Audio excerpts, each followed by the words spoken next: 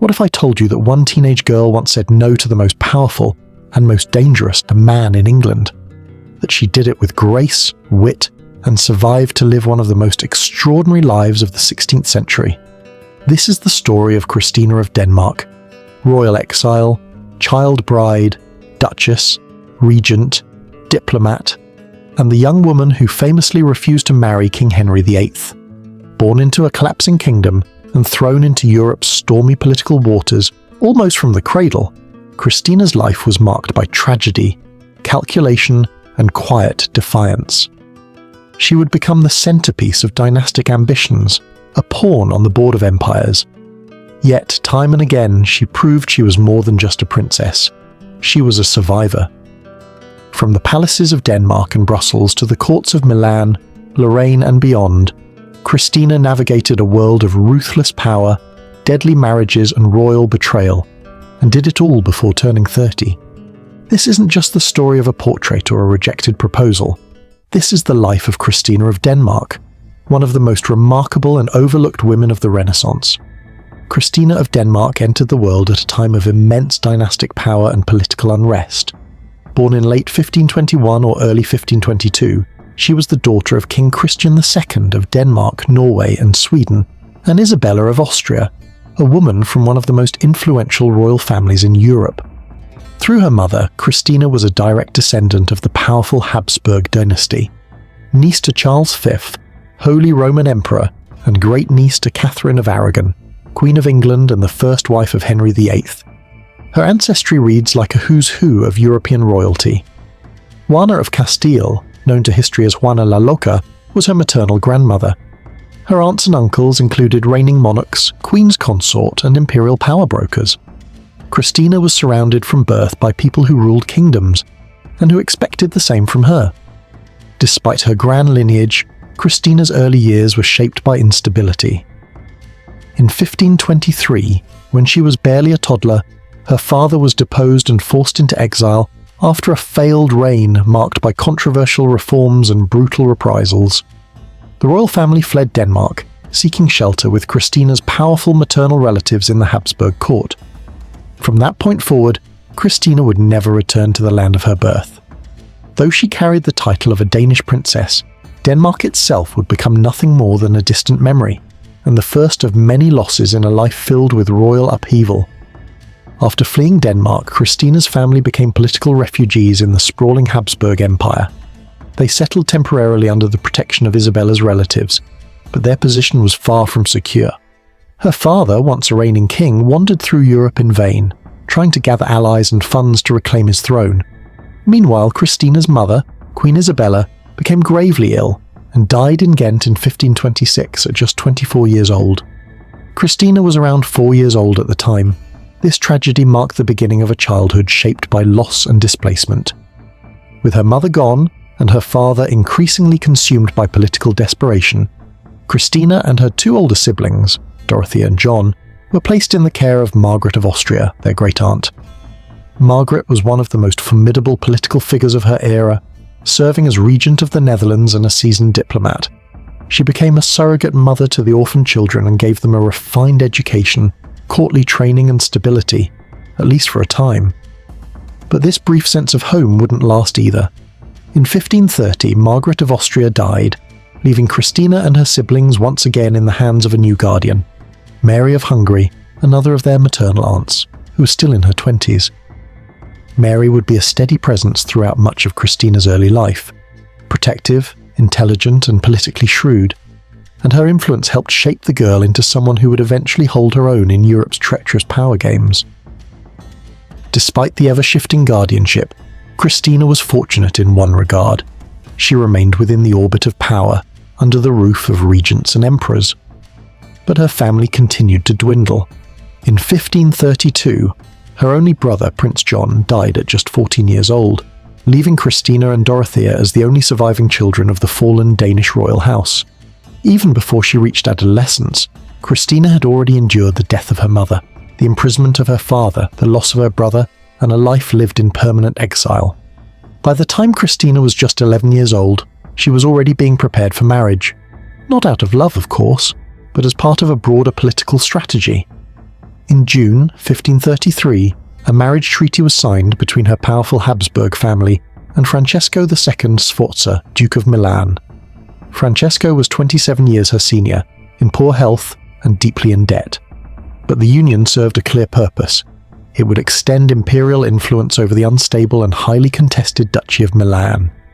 Christina's aunt and guardian, Mary of Hungary, was horrified. She wrote to her brother, Emperor Charles V, pleading that Christina was too young to consummate a marriage. She was not yet 12, the legal age in the eyes of the Church. Mary warned that forcing such a union might not only violate religious norms, but endanger the girl's life.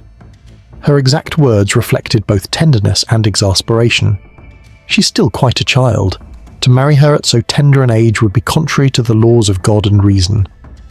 But Charles brushed off her concerns. Christina was, in his eyes, a diplomatic pawn, a tool to strengthen the Habsburg position in Italy. And so the match moved forward.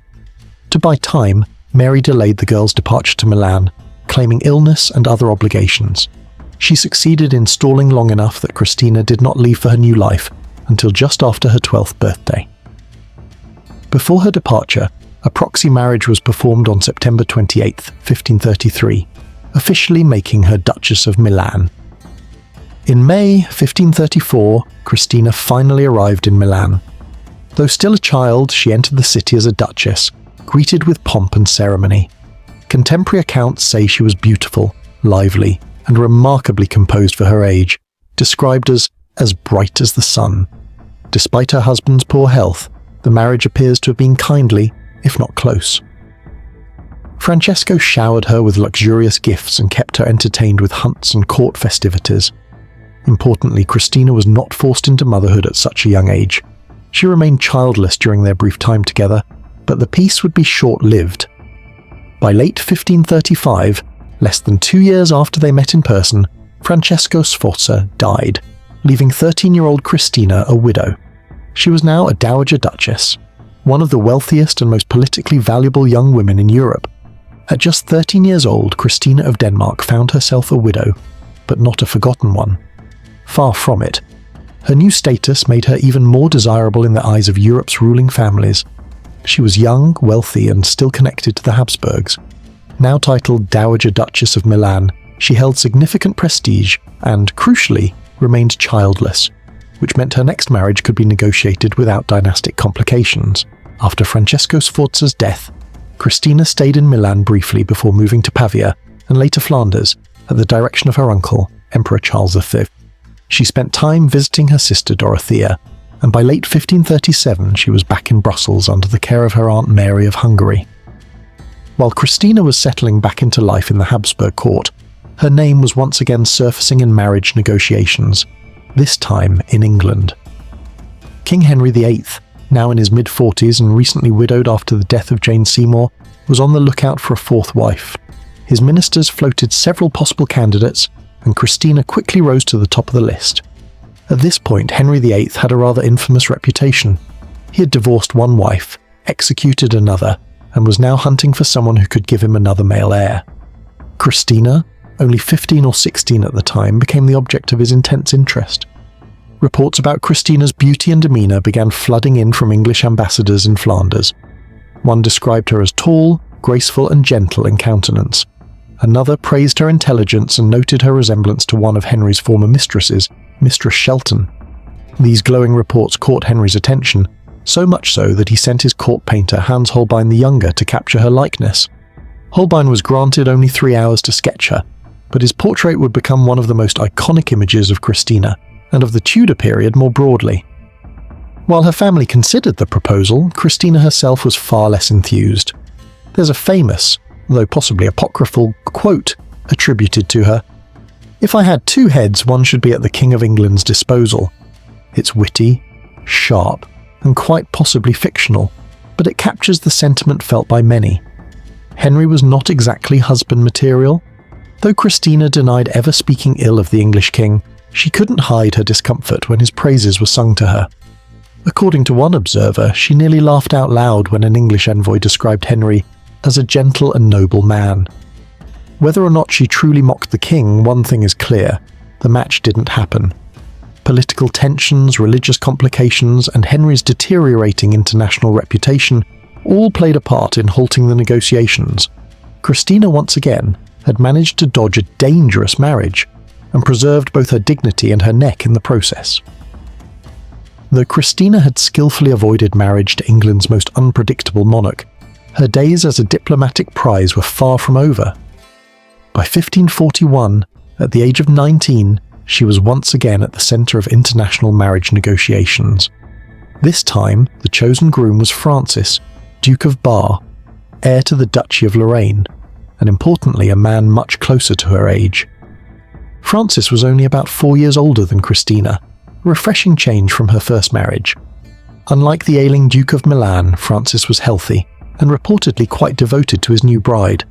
Their wedding took place in July 1541, and by all accounts, the union was a happy one.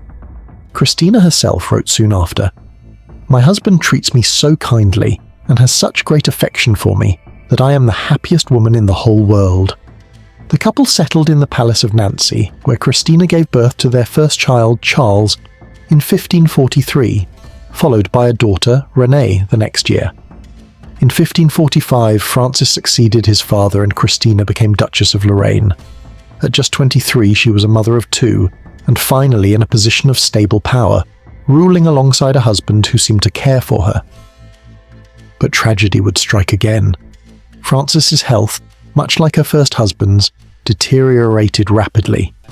He died in June 1545, leaving Christina a widow for the second time in her young life, and this time with 2 small children and another on the way. Their third child, Dorothea, was born shortly after his death. Francis's will named Christina as regent of Lorraine, a role that would make her one of the few women in Europe at the time to hold genuine governing power. She was still in her early 20s, but her personal charm, noble lineage, and political experience made her well suited to the role. However, her authority wasn't universally accepted. Almost immediately, members of her late husband's family, particularly his brother, Nicholas, Bishop of Metz, began undermining her regency. While Francis had clearly trusted Christina to raise their children and oversee the duchy, Nicholas and his allies feared that a young woman, especially one so close to the Habsburg Emperor, could not be trusted to act in Lorraine's best interest. After some pressure, Christina agreed to a joint regency with Nicholas, though she retained custody of her children and the lion's share of political power. The arrangement was tense and politically fraught, but for the moment, Christina held her ground. Her goal was clear: protect her son's inheritance and maintain stability in Lorraine until he was old enough to rule. Despite the recurring grief in her life, Christina continued to demonstrate exceptional strength and diplomacy. Her regency marked the beginning of a new chapter, one where she would not only survive but lead.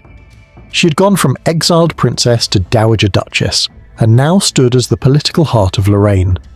By the early 1550s, Christina of Denmark had proven herself as both a capable regent and a devoted mother.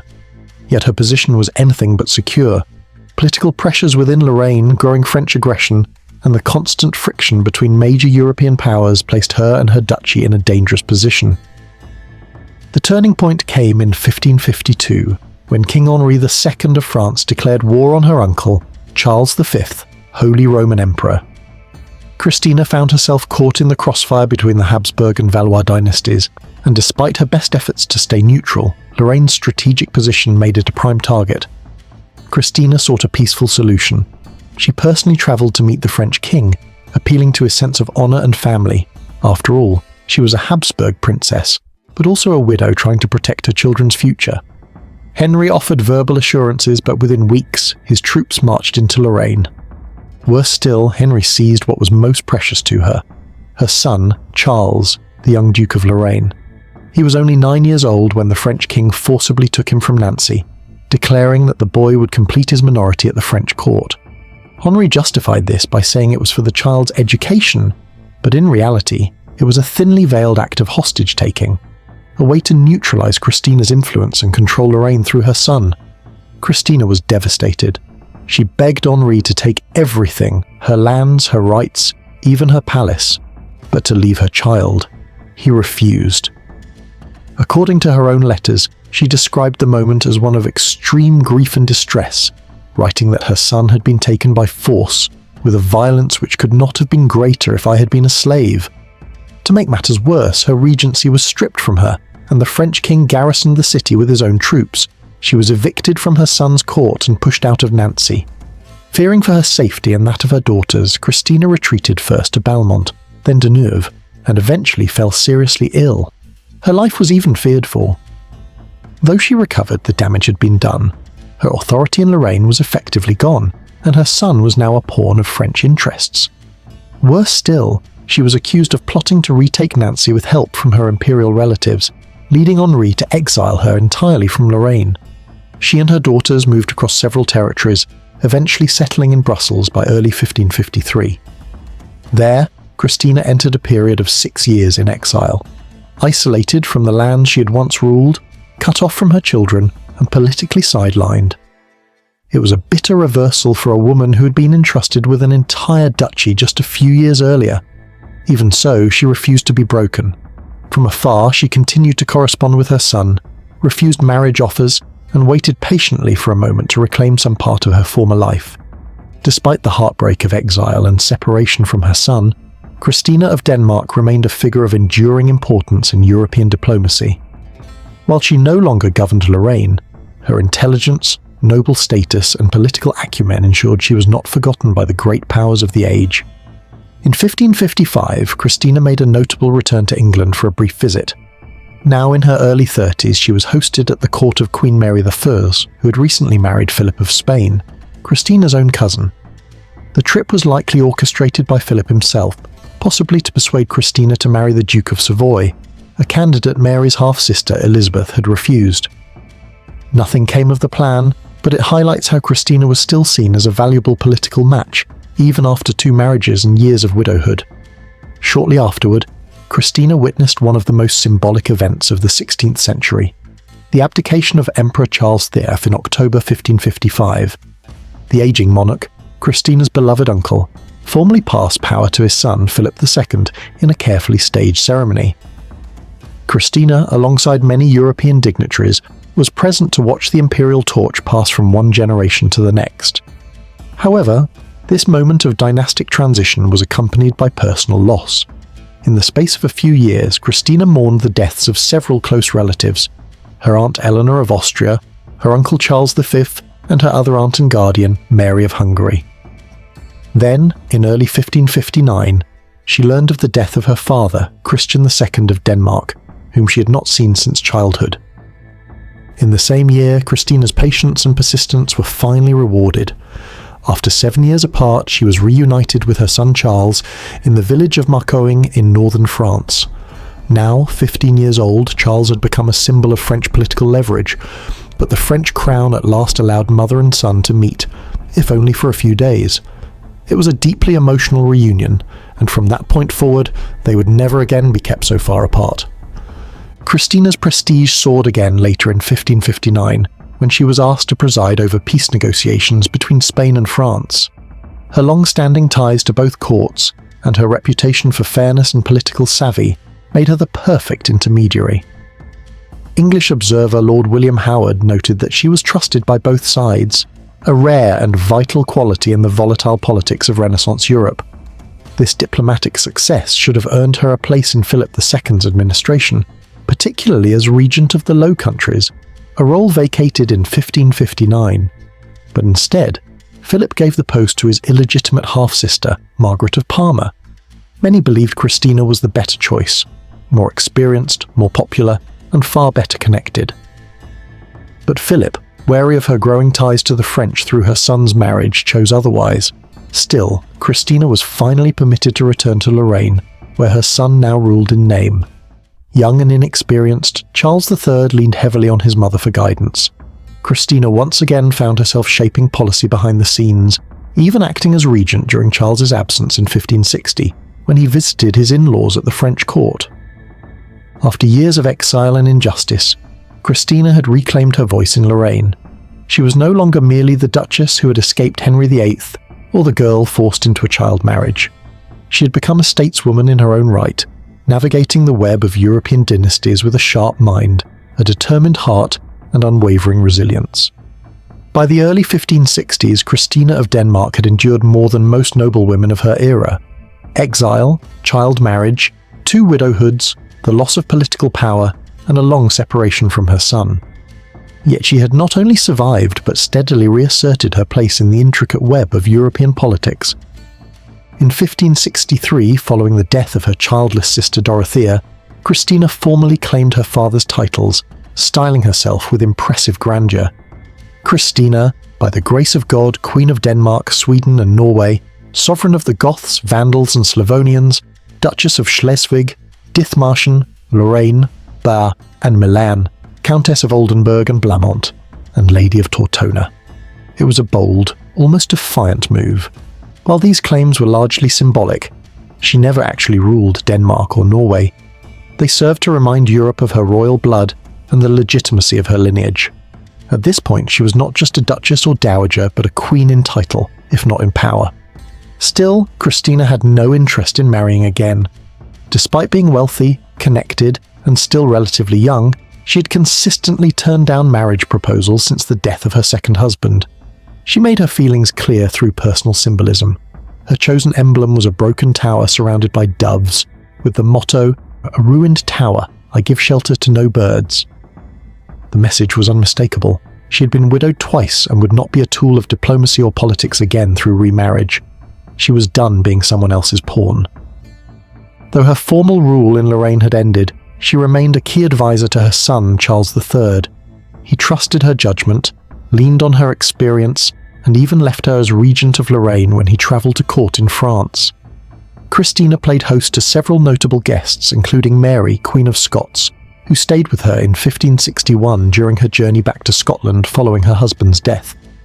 Christina's sense of duty extended beyond family and diplomacy. She was deeply committed to managing her estates and overseeing the education and marriages of her children. In 1568, her daughter Renee married William V, Duke of Bavaria, a match that further solidified Christina's place in Europe's ruling elite. Even after suffering serious illnesses in 1564 and again in 1568, Christina recovered each time, defying expectations and maintaining her influence. Her strength and resolve in the face of physical and political adversity impressed all who knew her. She was no longer merely a princess passed around by treaties. She was a matriarch, advisor, and stateswoman with a legacy of her own. As the 1570s wore on, Christina of Denmark, now in her 50s, began to turn away from the political spotlight and toward a quieter, more personal chapter of life. She had played nearly every role available to a woman of her status: royal exile, child bride, duchess, regent, widow, diplomat, and for decades she had navigated Europe's brutal dynastic politics with intelligence and dignity. But now she was ready for rest. In 1579, Christina made the decision to retire to Tortona, a city in northern Italy that had been part of her marriage settlement with her first husband, Francesco Sforza, Duke of Milan, so many years earlier. Tortona had long been legally hers, but she had never ruled it as a sovereign. Now, in her later years, she chose it as her final home. She arrived in the city with grace and quickly became a respected and beloved figure among its people. Despite no longer wielding great political power, Christina ruled her domain with calm authority and fairness. Her administration of Tortona was marked by prudence, justice, and attention to the well-being of her citizens, qualities that had defined her style of leadership wherever she had influence. Her retirement, however, was not without its frictions. King Philip II of Spain, once her close cousin and ally, had grown increasingly distant and severe in his later years. Eventually, he claimed that Tortona belonged to the Spanish crown and that Christina could remain there only at his pleasure. It was a humiliating gesture, and though Christina disputed his claim, she was in no position to challenge the might of Spain. She stayed on, quietly, resolutely, and with the support of the city she governed. Even in retirement, she remained close to her family. She welcomed visits from her son Charles, her grandchildren, and members of the European nobility. She continued to correspond with rulers and diplomats, always maintaining a careful awareness of the world she'd once helped shape. In 1590, Christina undertook a journey to visit her daughter Dorothea, who had married Eric of Brunswick in 1575. But along the way, she became gravely ill. In December 1590, at around the age of 68 or 69, Christina of Denmark died in the city of Alessandria, not far from her adopted home of Tortona. Her body was transported back to Nancy in Lorraine, where she was buried beside her second husband and near the court she had helped guide through so many challenges. Her passing marked the end of a life that was anything but ordinary. Christina had been a pawn of dynasties and a player among kings. She'd endured exile, navigated courts, advised rulers, and outlived most of those who once tried to control her destiny. Hers was a story not of conquest or crowns, but of quiet resilience and adaptability in a world that offered little freedom to women, especially royal ones. Christina of Denmark lived a life woven through with loss, power, resilience, and remarkable transformation. From her exile as a toddler to becoming a duchess at 12, a widow at 13, and later regent of Lorraine, she was constantly shaped by the unpredictable tides of 16th century European politics. Yet rather than being broken by these forces, she managed, time and again, to assert her presence, protect her family, and retain her dignity in a world dominated by men and monarchies. Despite being treated as a political pawn in her youth, Christina matured into a skilled and respected leader. As regent of Lorraine, she held real power and guided her son's duchy through turbulent years. She was entrusted with peace negotiations between Europe's great powers, proving herself not only capable but indispensable in diplomacy. And even when exiled, she never stopped writing, advising, and planning for her family's future. Her life touched almost every major European court of the age. She was cousin to emperors and queens, considered as a bride by Henry VIII, visited by Mary, Queen of Scots, and trusted by both Charles V and Philip II, even as their politics began to diverge from hers. And yet Christina never sought to be a queen in name alone. Her real success lay in surviving and thriving within a system that offered few options for a woman to live on her own terms. By the end of her life, Christina had outlived most of her powerful relatives. She died not in exile or disgrace, but in quiet dignity, ruling her small Italian city of Tortona with grace and independence. Her legacy is perhaps best remembered not through conquest or bloodshed, but through wisdom, tact, and endurance. Christina of Denmark was no mere footnote in royal history. She was a woman who saw monarchs rise and fall, who outlived kings and wars, and who, despite all that was taken from her, found a way to build a life of strength, respect, and purpose.